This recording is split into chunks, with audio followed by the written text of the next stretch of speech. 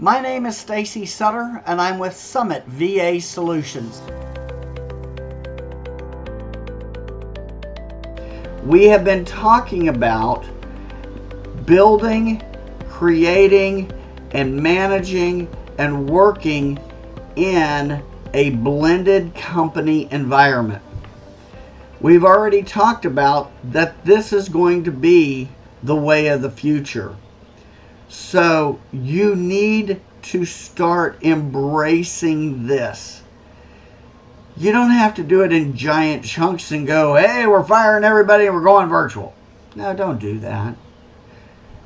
Virtual employees complement the staff and the people you already have in place.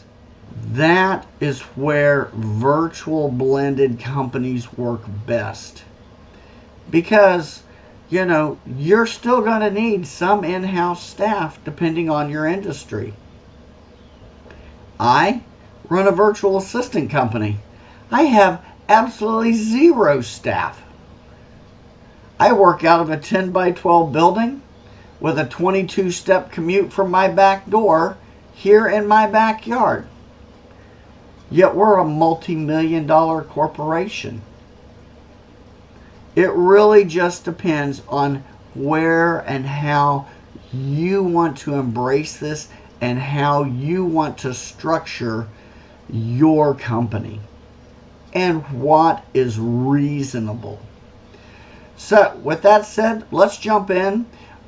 Today's video isn't going to be that long. There are some overlapping concepts we wanted to go through, so we're going to hit them pretty quickly for you.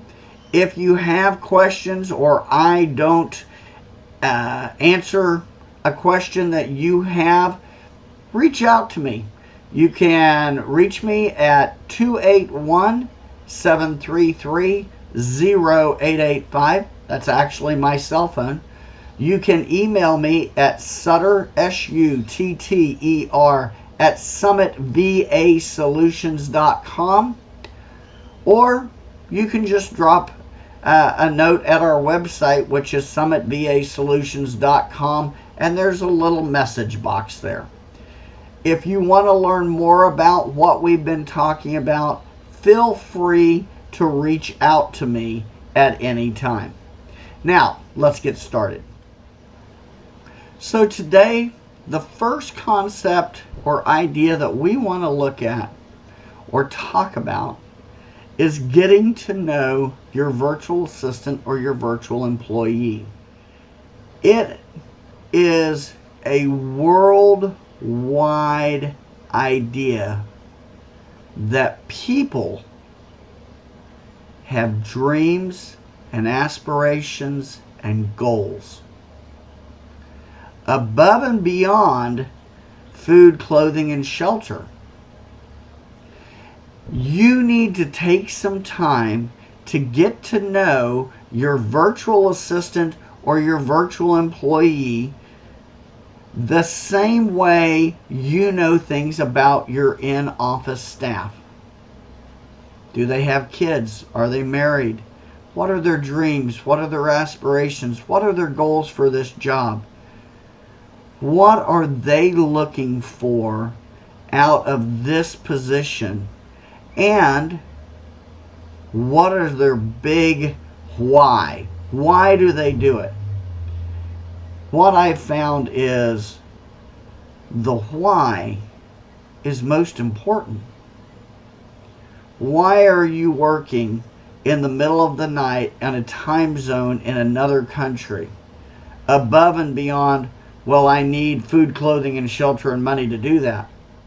I'm putting my kids through school and I want them to be successful. Why? Because I support multiple family members out of my income. Why? Because I'm a single mom and I've got 2 children. I've lost my husband or I've lost my spouse and I have to provide. And I don't have any help. So take the time to learn and meet and understand people's why, and introduce and share your dreams and aspirations with others. Because that is a support network. It makes people feel part of the big picture, and it shows that you really do care. Now, I have clients that never go face to face with their virtual assistants, and typically they're the ones that I have the most difficult with. They're the ones that don't really care. They're just looking for someone to do the work. I can't blame them, but I don't have to like it. So take the time, get to know the people you're working with, and in return, they'll share their dreams and aspirations with you. And that goes a long way to you understanding their motivation, but more importantly, being able to show them that you care and that you're there for them. So, step 2 today is going to be write standard operating procedures. Now, I've talked to a ton of clients who are like, oh my God, I don't know how to do that. It's okay. Here's the way you do it effectively. Now, as you are online, face-to-face with your assistant, virtual or in office, you ask them to document this process. All right? In documenting this process, what you're doing is building the foundation for an SOP. They write it down. You let them actually do the task with you watching. You've already done it and let them watch, right? So now the employee in this training period has been told what the task is. They've been shown how to do the task. They've written the process or the steps to this task. And finally, they've done this task with supervision. Okay? Then they take their notes, they put them in order, and they present that to you as a rough draft for a standard operating procedures manual. What does that do? You review that and make sure that all the steps are in there. Now, the next time you need to train, you should be able to set someone down who has no idea what you're talking about. And your SOP should be so detailed that a complete layman from the outside of your industry should be able to come in and actually sit down, turn on a computer, here's the username, here's the password, here's the website, here's all the steps to do a specific task. If they can do that without any help, your SOP is perfect. That's the measuring stick, folks. Perfection. If it's not, you want to know what steps you've missed out. But here's the best part.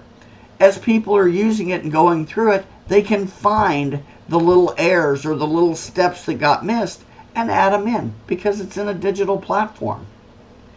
So why is this important? It's important for a few reasons. Think about it. You have shown, or the virtual assistant or the in-office assistant has watched you do this process. They have then documented what they watched. You have watched them do the process using the notes they took.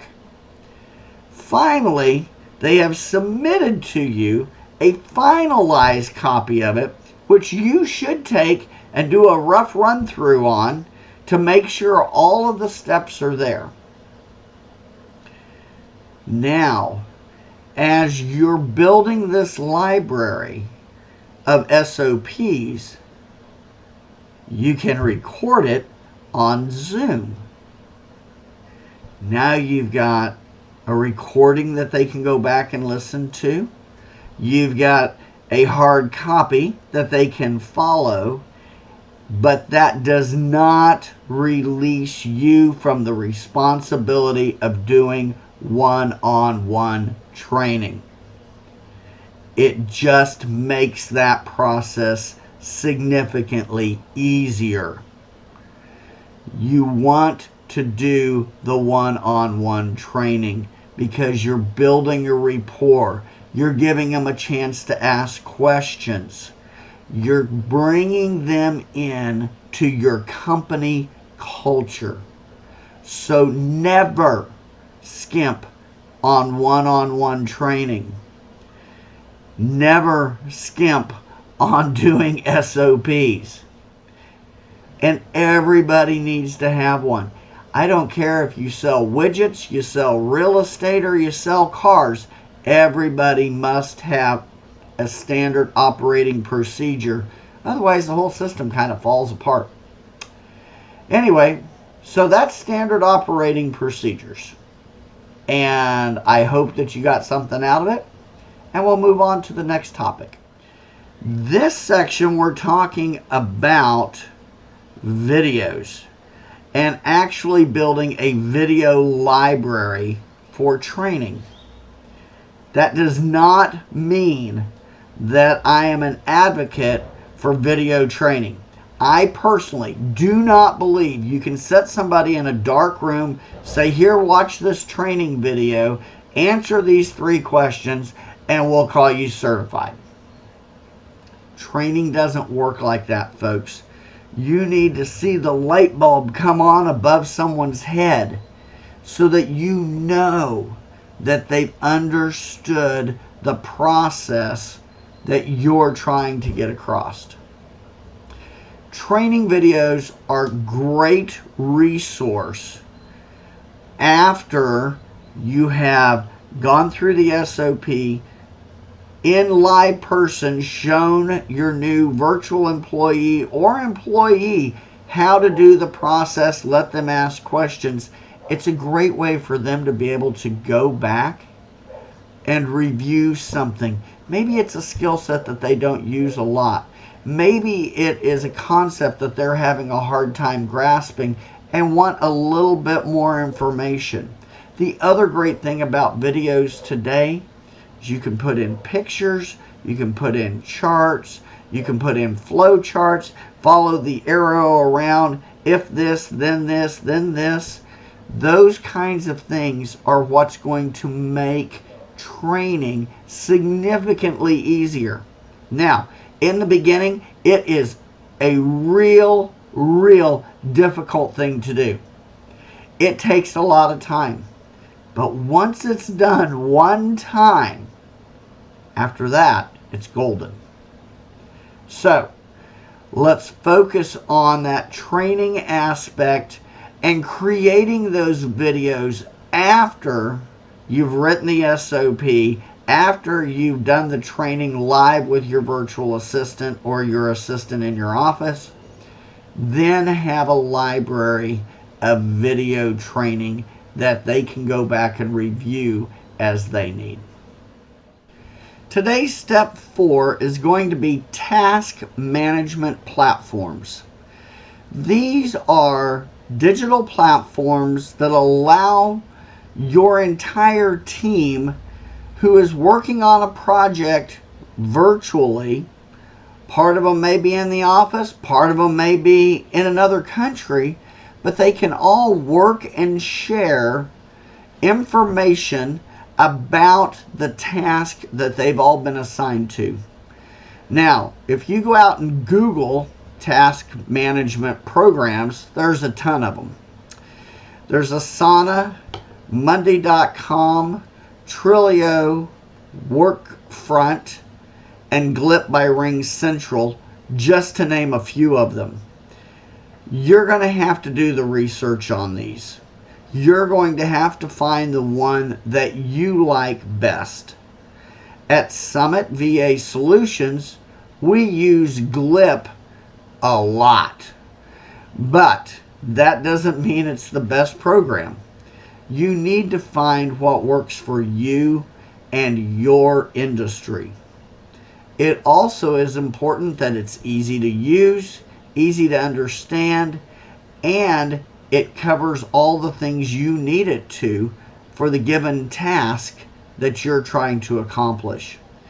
So, during these days of the coronavirus, why don't you take the time and go out and do a little research? Take a look at the literally hundreds of these that are out there. Ask for references on some online chat boards and see what the general group in your industry is using for task management. Finally today, we're going to wrap up with one-on-one regular meetings. You're like, that sounds horrible. Why do I have to talk to everybody? Because in these trying times that we are currently living in, people are getting isolated, they're feeling left out, they're not getting a personal touch that maybe they would in the past. We recognized this long before the coronavirus came. We run a virtual company, so trust me when I tell you these things actually happen. So, schedule one-on-one meetings with everyone.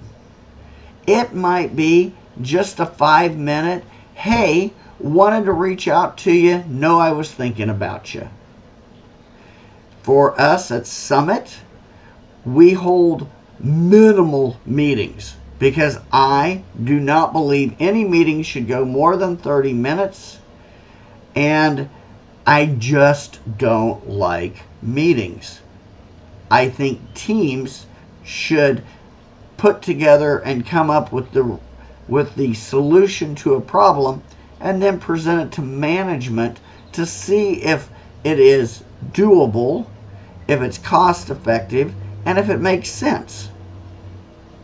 That's just my management style. But one-on-one meetings with your individual team members makes them feel that you care. On top of that, and more importantly, it shows that you care. You took the time out of your day to make a personal one-on-one connection with your teammates. I run a really big company. There's no way I could talk to everybody. Okay, that's fair. As an owner, it is your responsibility to build and maintain a one-on-one connection with your immediate management team and key players in your company. It is your operation manager's job to build that one-on-one relationship with the employees under them. In doing that, you build a cohesive network. As an owner or the president of a company or the top manager, those operational managers can bring to you the feelings and the concerns of the employees themselves. Now, I know that sounds kind of like a crazy concept, but understand that I might have lived in Japan for a couple of years and absolutely fell in love with the Japanese business concept, bottom-up management. 99% of the companies in the United States, an idea comes from on high, and it is pressed down upon the employees, and thou shalt follow this directive. You know what I found about upper management? They don't know diddly about how to get the job done. You want the fastest, most efficient way to get a job done, you go to the person who actually does that job and ask them for input. At Summit, that's the way we operate. We will go to people who are doing the job before we set up a new training module and say, tell me the fastest, easiest, and most efficient way to do what you're doing. And they'll share with us. Why? Because we have a strong working relationship. And guess what? Periodically, the guy that owns the company will actually pick up the phone, pick up Skype, pick up Zoom, and speak to different employees all over the world. And I just want to know how they're doing. What are their fears? What are their concerns? What can I do to make their life a little easier? And because of that relationship, they're willing to share with me the answers to a lot of the problems that I have to deal with on a daily basis. So, that concludes our series today, folks. And I hope you found it informative. If you have, click the like button there at the bottom. Share this video with your friends, your co-workers, and other folks that you may know in business. Summit VA is here to help you through these hard times. We are looking to help you expand into a blended company. We've got almost every skill set you could possibly imagine. And we want to be your go-to source for virtual employees. So as always, I wish all of you the best. I hope everyone is being healthy and safe in these horrible times. And if there is anything that I can do for you, please feel free to reach out to me. Thank you, and make it a great day.